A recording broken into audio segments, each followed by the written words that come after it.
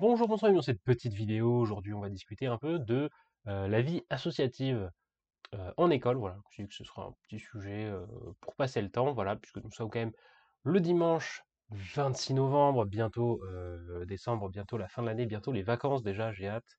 Voilà, et déjà une coupe de cheveux qui ne veut plus rien dire.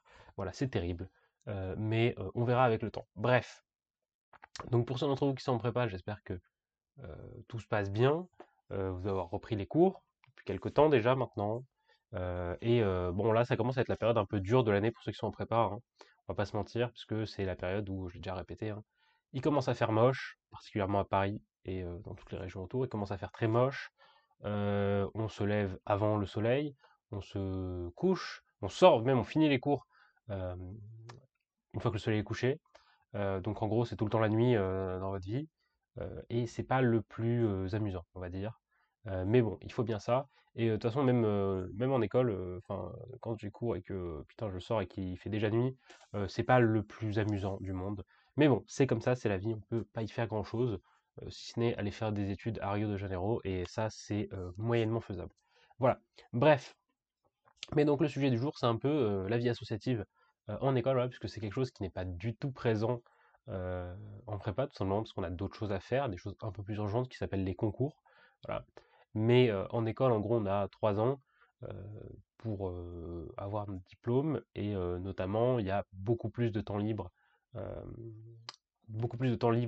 qu'en prépa, parce que par exemple, bon là, si je vais sur mon emploi du temps, euh, il se trouve que j'ai récemment fini mon cours d'analyse fonctionnelle. Enfin, j'ai fini le contenu du cours, euh, mon cours d'analyse fonctionnelle et convexe, ce qui veut dire que donc nous n'avons plus cours avec le professeur. Maintenant, on n'a que des TD chaque semaine, enfin chaque semaine, plusieurs fois par semaine.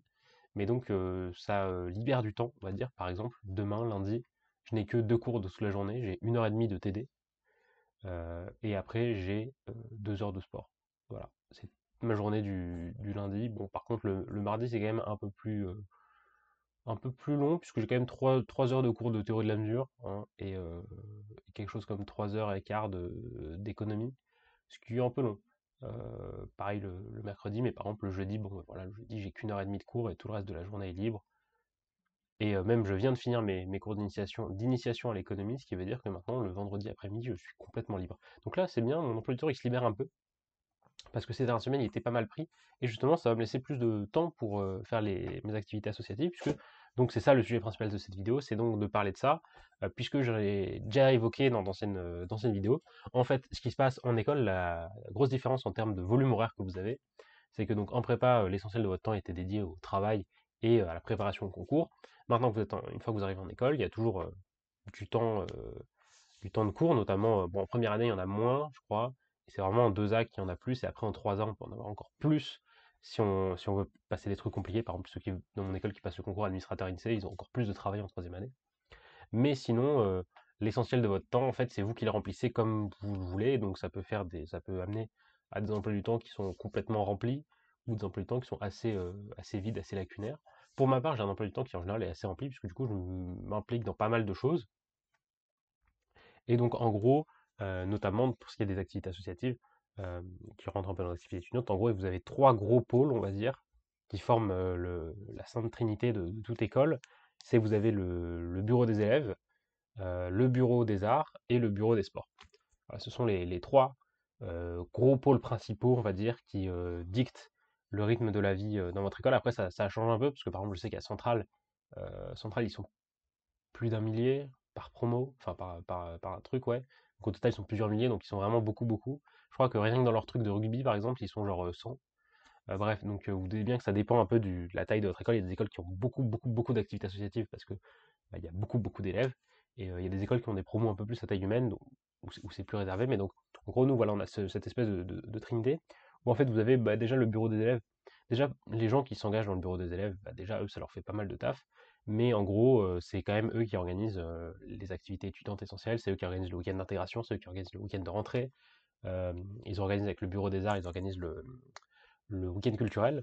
Euh, et ils organisent aussi des soirées de manière pas régulière, mais ils en organisent de temps en temps, puisqu'il y a d'autres activités, enfin d'autres pôles, d'autres associations qui s'occupent de ça. Mais voilà, après, par exemple, vous avez aussi le bureau des arts. Donc, par exemple, voilà, si vous êtes, en gros, le bureau des élèves, c'est bien si vous êtes un gros fêtard ou si vous voulez profiter des activités d'intégration de l'école, on va dire.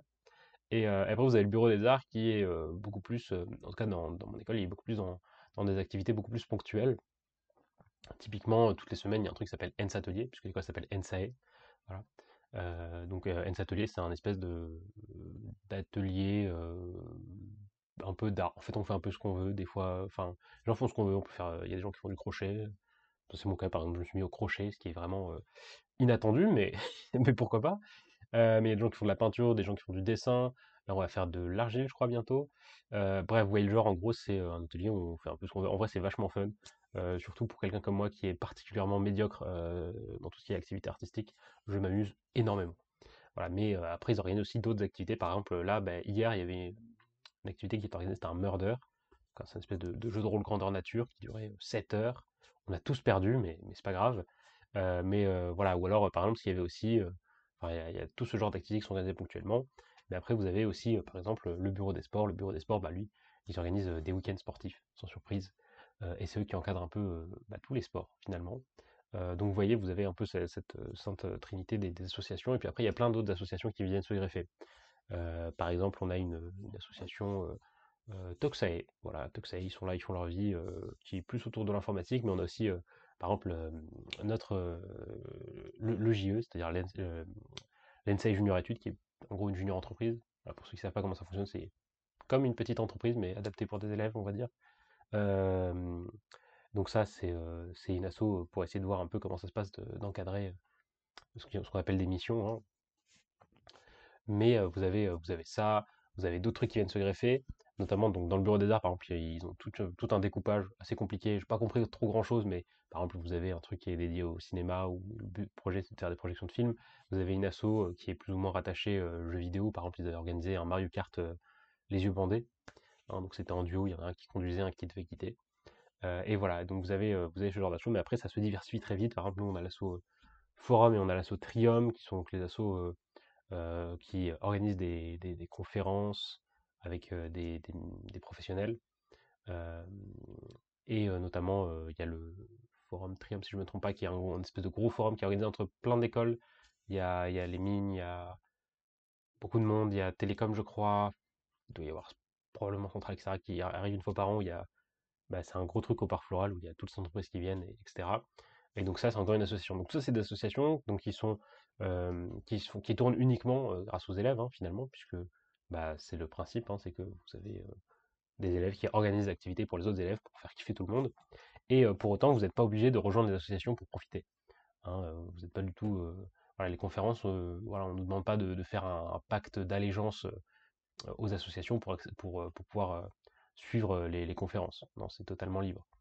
Euh, mais après, si vous voulez, voilà, vous pouvez vous investir plus dans les assos et ça commence à demander plus de temps. Par exemple, à titre personnel, je fais partie de la junior EJ, donc NCA Junior Études. Et ça, pour le moment, ça ne demande pas beaucoup de temps, mais à terme, ça demande un peu plus de temps.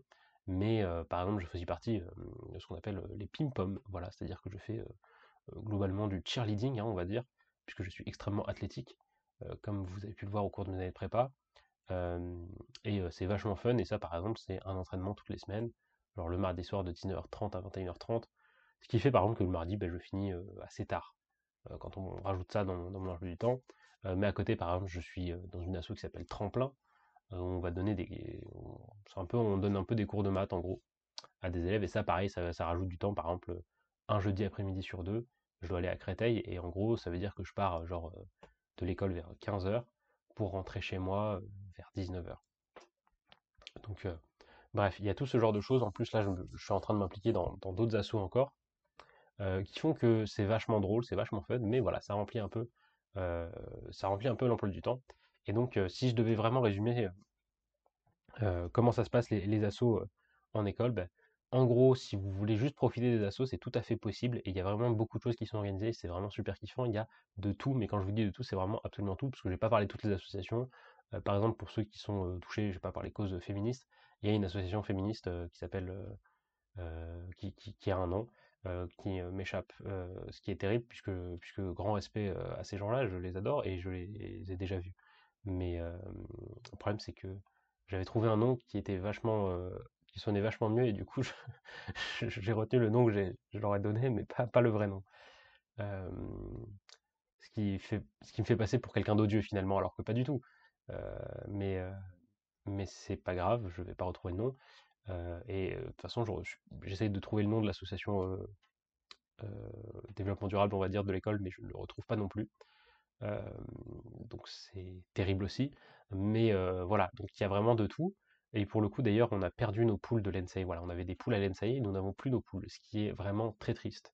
Donc si vous êtes sur le plateau de Saclay et que si vous croisez les poules de l'ENSEI, je vous serais bien gré de pouvoir les ramener à l'ENSEI, parce que nous apprécions grandement nos poules. Voilà. Bref, sur ce, avant que j'oublie des noms d'autres assos, euh, je vais en rester là pour aujourd'hui. Vous connaissez la routine, hein, bien évidemment, le like, le partage, l'abonnement pour voir les prochaines vidéos, le commentaire si vous avez une question, n'hésitez pas, c'est très important. Sur ce, c'était Adam, je vous souhaite une bonne soirée, une bonne journée, bon après-midi. Moi je vais aller faire de la pâtisserie tout de suite pour me détendre en cette fin de week-end. Voilà, sur ce, je vous dis à très bientôt. Ciao tout le monde!